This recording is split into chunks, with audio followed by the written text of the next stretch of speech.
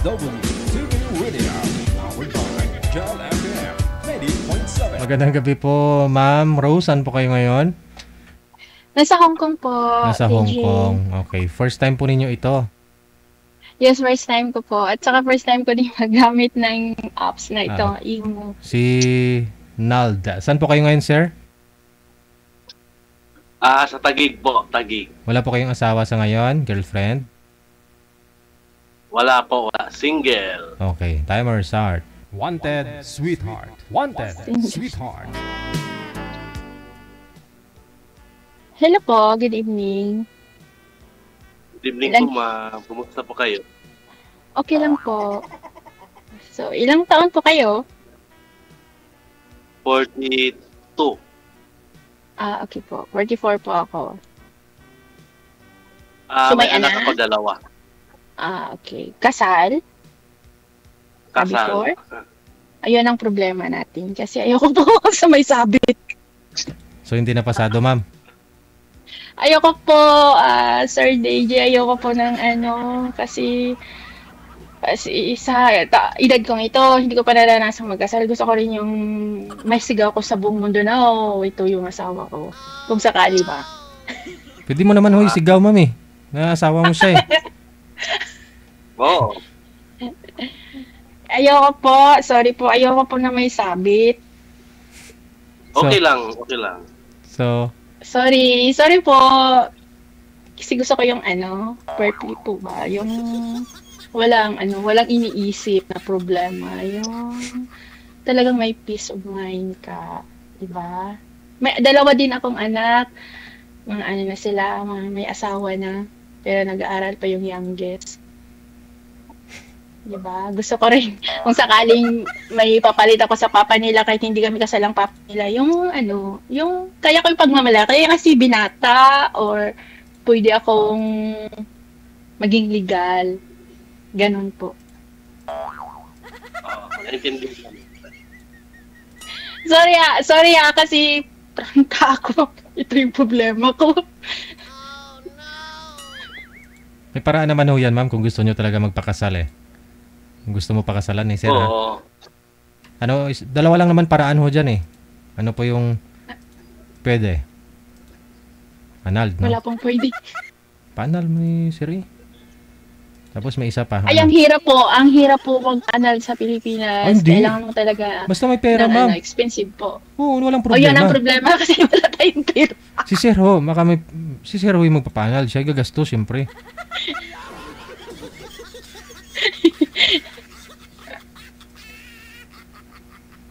Sorry po.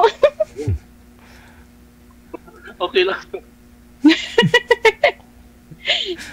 Sorry po. At least alam mo na ang umpisa pa lang. Oo po, yun ang kasi din, honest po kayo. At saka ako honest din, at saka okay din, pasensya na po kasi parang pangit yung bunga ako, parang prangka, yun ang problema ko. Kasi ayoko din na paligoy-ligoy.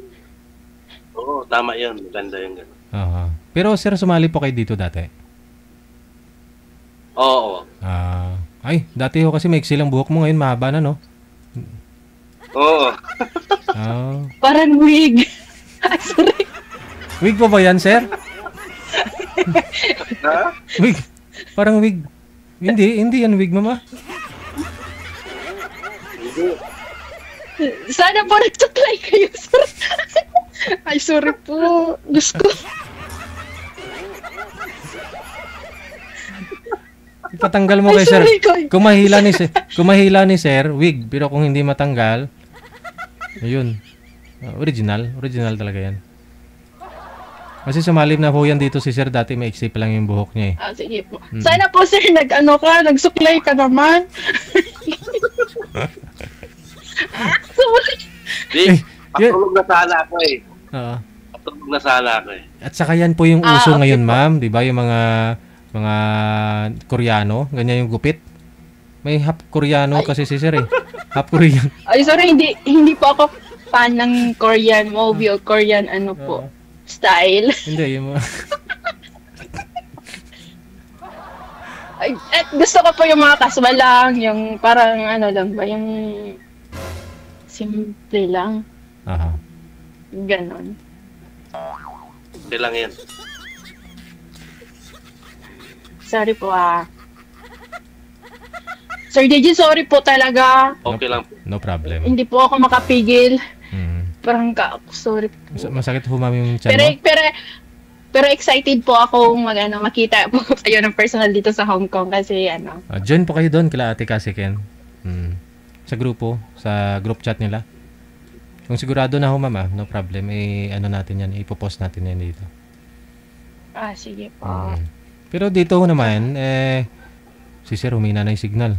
Wala nang signal.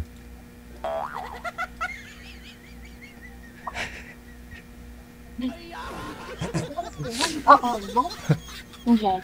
At may creamer ko doon. Hindi ko to do. Grabe siya. Ay, sorry. Hindi. Nandito ako sa wanted shirt park. Sorry po, ka-boardmate ko po. Ay. Nag-live out po kasi ako dito sa Hong Kong, Sir DJ. Nagbo-board ka. Mas maganda ho yun para at least Opo, kasi may privacy. Tapos, kasi po ang employer ko ang late ng bahay. Isang kwarto lang kaya. Pero sino nagbabayad doon nun, ma'am? Ang employer ko po. Maganda, no? Pero bed space lang siya, no? Bed space. At least kahit papaano. Oo. May privacy ka. Oo. Opo. Ang liit-liit pero okay lang po. Basta importante may privacy at saka may matulugan. Yan ang naman ang importante. Tsaka hindi ka tawagin ng amo mo anytime na tulog ka na, gigising ka pa para kung ano yung utos, no? Oo po. Pag tapos ng trabaho, tapos na talaga. Si Sir, Sir? Natutulog na ho sana to si Sir eh. Matulog ka na, sir!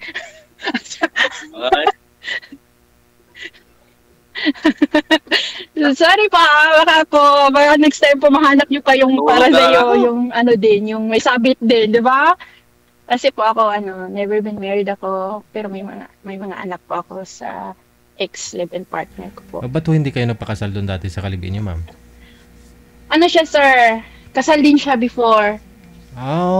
Gusto hiwalay, kaya ayoko nang bumalik sa ganang sitwasyon po. Kaya pala. Kasi ang hirap. Marami pa akong mga bad experience na gano'n. Na hindi ko kayang dalhin yung apelido niya. Yung sa paaralan, nakakahiya talaga. Sobra. Ayoko na po talagang gano'n. Sa paaralan? Ano po yun, ma'am? Halimbawa, kasi di ba iba kami apelido ng mga anak ko. Yung anak ko, apelido niya. Ako, iba yung apelido ko. Parang sabi noon, manay mo ba yun? Anak mo ba yun? Ganun, parang mga ganun ng mga sitwasyon. Parang nakakahiya din kasi dalhin ko yung apelido niya na hindi naman kami kasal, di ba? So, talaga, lalo na pag may mga meetings, school meeting, may school program. So, pag mag-attendance, siyempre apelido ko yung dinadala ko kasi lumulugar ako sa tama kong kalagyan kasi hindi naman kami kasal. Di ba? Hindi ko kaya, yun ang hindi ko kaya dalhin yung apelido kasi hindi nakasal. Parang ayoko nang bumalik sa ganang sitwasyon. Kahit okay lang naman maging single agad forever kung wala man lang ako mahanap na kaya kong kaya akong illegal, ganon. Okay lang. Pero kung sa ngayon na kaya ko pang maghanap, try try ko pong maghanap. Okay po. Salamat po sa oras mo, kuya, ha. Sorry na disturbo ka sa tulog mo. At saka next time naman po, pag nasa camera, magsuklay ka naman.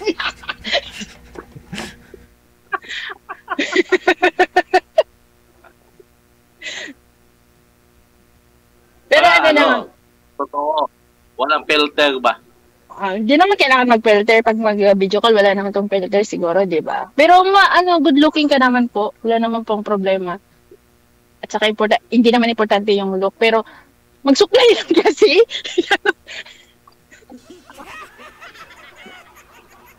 Parang importante sa akin magsuklay na.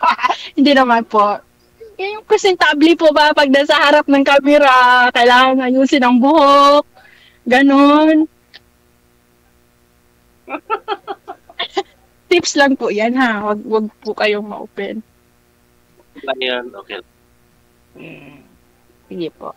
Sorry, Bisaya po ako. Siguro yung yung accent ko is Bisaya po. Taga Davao po kasi ako. Ano na tayo? Ano po?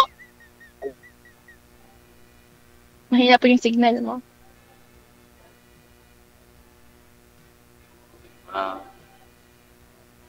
Thank you. Sir DJ? Sir DJ.